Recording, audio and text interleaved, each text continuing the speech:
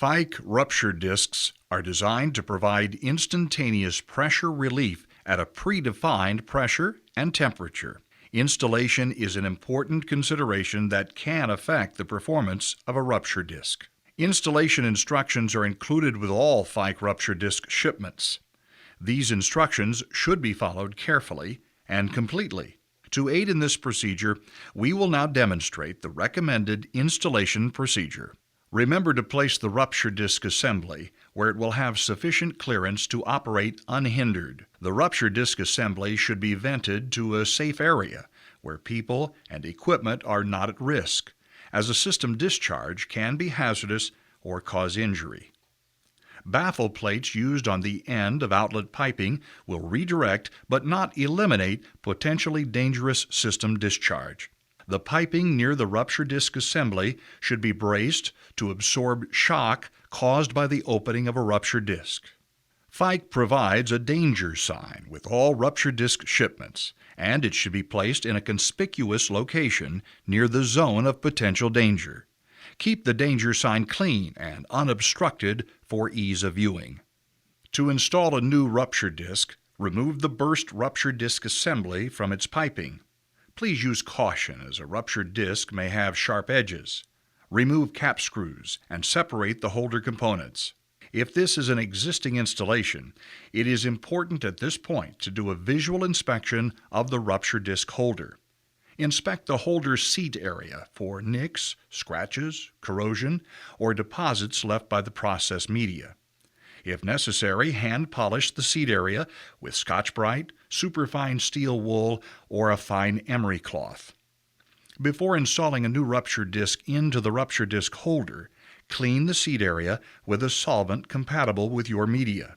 To verify that the holder has not become deformed, place a straight edge on the flat flange mating surfaces of the base and hold down. If the flat surfaces are not parallel with the straight edge, the holder should be replaced immediately. Visually inspect the rupture disc for shipping damage.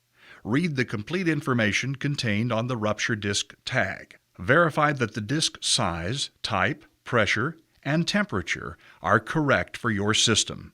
After verifying that you have the correct rupture disc, carefully place forward-acting rupture discs into the base of the holder, or if the rupture disc is reverse-acting, carefully place the disc into the hold-down of the holder. Check the rupture disc tag and make sure that the side labeled vent side faces downstream. Rupture disc tags with flow arrows must point in the same direction as the flow arrows on the rupture disc holder. Carefully place the base or hold-down on top of the disc. Install cap screws. Check to be sure the gap between the base and the hold-down is equal all the way around the holder. If it is not, take the rupture disc holder apart and reassemble. Apply the recommended cap screw torque at this time. This can be found in the written installation and the maintenance instructions.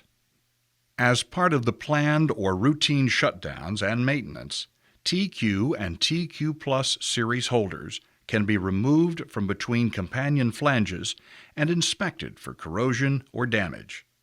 As long as the disc is not removed from the holder or the cap screws are loosened in any way, and there are no visible signs of corrosion or damage, the assembly can then be reinstalled.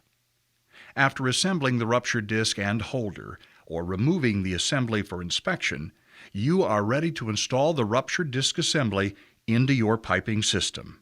Place gaskets on the top and bottom of the rupture disc holder as needed.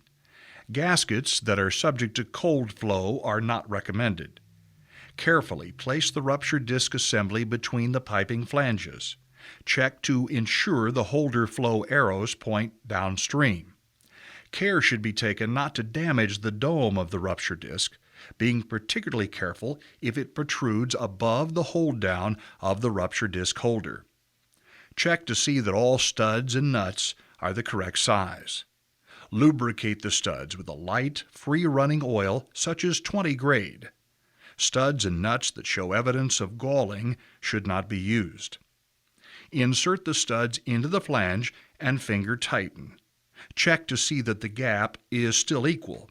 If it is not, Loosen the studs and the nuts and adjust flanges until the gap is once again equal.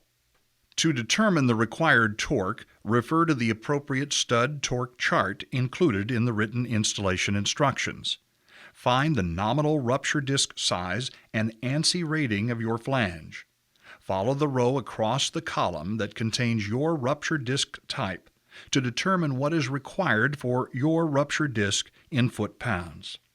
Using a crisscross pattern, apply torque in 25% increments. For example, if the required torque is 100 foot-pounds, torque would be applied in 25 foot-pound increments using the crisscross pattern. After each torque step, it is recommended that you check the gap between the base and the hold down to be sure that it is still equal. After the final torque step has been completed, make one revolution around the flange to be sure that each stud has received the correct amount of torque. Fike rupture discs and holders come in many sizes and types. A common requirement of all designs is proper handling and installation. We realize that this demonstration has been done under ideal circumstances. We also realize that the location of your particular rupture disc may not be ideal.